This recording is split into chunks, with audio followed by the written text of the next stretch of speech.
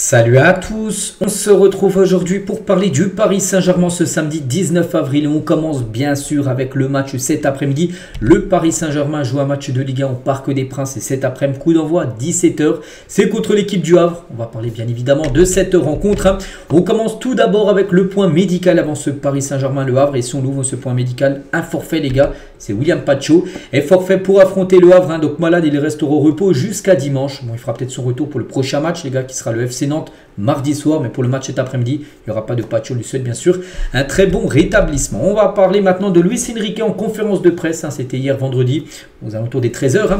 Donc j'ai confiance en mes joueurs, voilà c'est parti avec quelques déclarations de sa part. Donc tout d'abord c'est une vraie fierté d'être à nouveau en demi-finale de Ligue des Champions, ça montre que l'équipe est constante et régulière.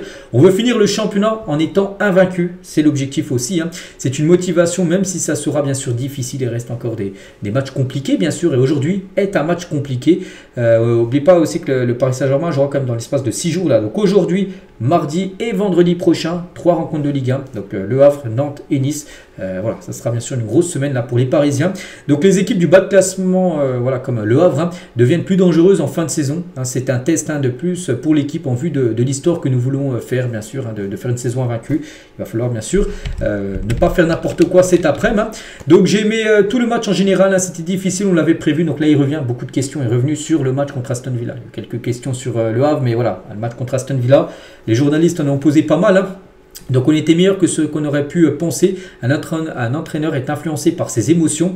Il y a des choses qu'on peut améliorer à froid. Je ne suis plus influencé par le résultat, les émotions. Et on a été une équipe très courageuse. On a été capable de mener 2-0. J'ai bien aimé l'attitude de mes joueurs. On a commis quelques erreurs, mais ça arrive à la majorité de ce que j'ai vu. C'est positif.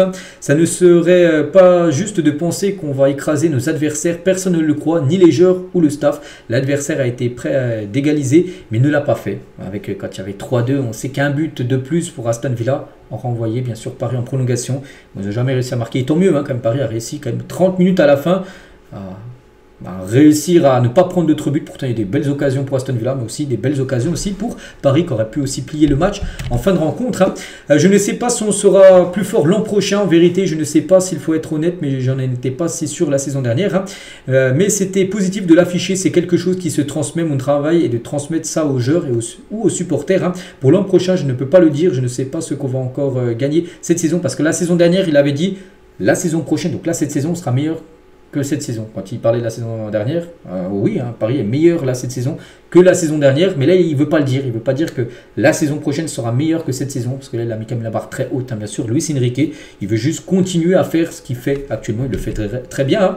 Nous, on ne travaille pas cet aspect mental. Les choses positives sont très faciles à gérer, les mauvaises passes, c'est plus difficile. L'une des choses que j'ai le plus aimé, c'est qu'on a eu des occasions en fin de match, comme j'ai dit, des occasions.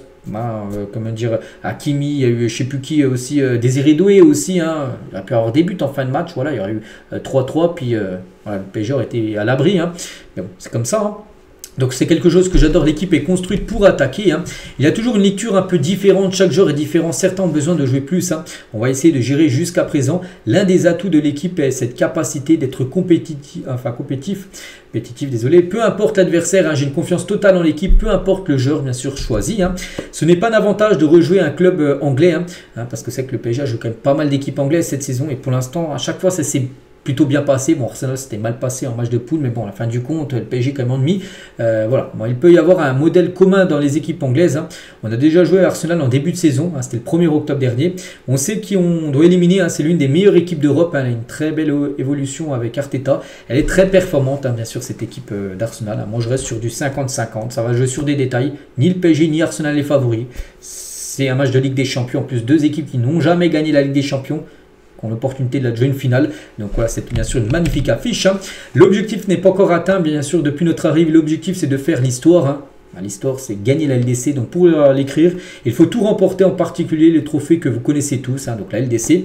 On va tout donner pour atteindre ce résultat. Ce qui compte pour moi, c'est le chemin pour atteindre cet objectif. Cela dépend bien sûr de nous. On prépare les matchs à venir de la même manière. On peut battre un record, c'est à la portée de l'équipe. Record de invincibilité. Ce n'est que très peu fréquent, c'est notre principale motivation. On est déjà champion. Voilà, en Ligue 1 maintenant, c'est seulement ça qui motive le PSG, faire une saison invaincue, parce que là le titre est déjà acquis. Imagine le PSG déjà dans le passé aurait déjà été invaincu, peut-être qu'il y aurait peut-être moins de motivation que là. marquer l'histoire de la Liga, en faire une saison invaincue. Donc c'est ce qui va motiver les joueurs, hein, et tant mieux. Donc pour jouer au PSG et être ici beaucoup d'années, il faut jouer au plus haut niveau à tout moment. Et le Havre a un enjeu très important, le maintien pour eux, hein, ça sera l'un des matchs les plus difficiles de la saison au niveau de la motivation, bien sûr, hein. Toujours avec Luis Enrique, donc j'étais l'entraîneur le plus critiqué parce que j'ai fait beaucoup tourner dans mes différents clubs. Maintenant qu'il y a un match où je ne fais qu'un changement, seulement Doué qui a été rentré en cours de jeu à la place de Barcola lors du dernier match, hein. Je me fais critiquer aussi, hein. Je fais confiance à de nombreux joueurs. Plus on a des joueurs qui peuvent être titulaires, meilleur on est. J'ai besoin de 16 à 18 joueurs. Ils ont besoin de minutes et de qualité, hein. Cela ne veut pas dire que je ne leur fais pas confiance. Ils n'ont pas joué contre Aston Villa. Je fais les choses quand je suis convaincu, voilà, 100%.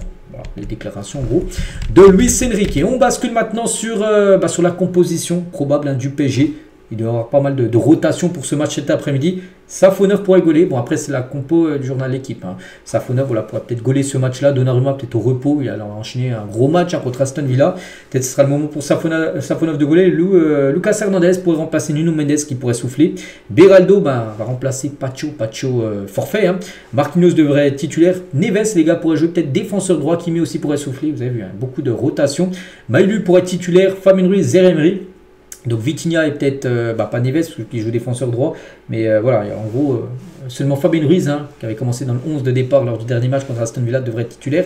Barcola, Ramos et Désiré Doué. Donc il y aura, c'est vrai, beaucoup de rotation pour ce match. On peut voir aussi le côté l'équipe, côté Le Havre, hein, bien évidemment, une équipe qui devrait jouer en 4-1-2, hein. Et si on regarde la compo de journal l'équipe, compo de journal Le Parisien. Bon, là, ils mettent aussi Safonov titulaire, Hernandez, Beraldo, Marquinhos. Donc, ils ont mis Zaire Emery défenseur droit, alors que là, c'est plutôt Neves, on verra. Ils ont mis Kanguini titulaire, alors Kanguini, là, n'est pas parmi les titulaires. Donc voilà, on ne sait pas qui sera vraiment la compo officielle, mais il y aura pas mal de changements. Voilà, il va faire tourner énormément pour ce match, hein, bien sûr, contre l'équipe du Havre. Et n'oubliez pas, les gars, que ce match, hein, pour rappel, la tribune Auteuil, hein, si vous regardez la télé, ne vous demandez pas pourquoi il y aura personne derrière les buts, parce que vous savez, c'était le match où la tribune était fermée. Voilà, bon, ça sera pour cet après-midi. Par rapport aux banderoles déployées pendant PGOM, hein, il y avait un match où les tribunes étaient fermées derrière les buts. Ça sera ce match cet après-midi.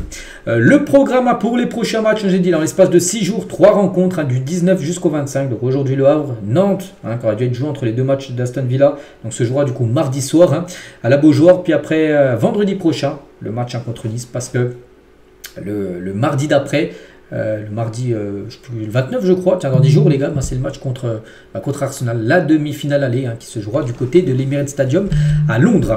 On va parler de Luis Campos, a prévu de passer à la prolongation de Bradley Barcola et de Kanguini. Beraldo est aussi concerné selon le journal L'équipe, hein. La priorité, le recrutement d'un défenseur central selon l'équipe. L'avenir de Marquinhos est très incertain, donc voilà, là maintenant on arrive quand même sur la fin de saison et Luis Campos, là, c'est son rôle de jouer, voilà, direct, enfin, c'est celui qui gère le recrutement, tout ça. Donc voilà, il y a pas mal de choses, hein. Donc les prolongations de Barcola, Kanguini et aussi de Beraldo, hein, sont des priorités. Marquinhos, pas sûr, hein. Marquinhos, on sait que c'est une légende au PSG, mais pas sûr qu'ils sont encore parisiens. Saison prochaine, hein. Et présent hier, c'était avant-hier, hein, jeudi soir, au Stadio Olimpico, Luis Campos, donc pas juste avant.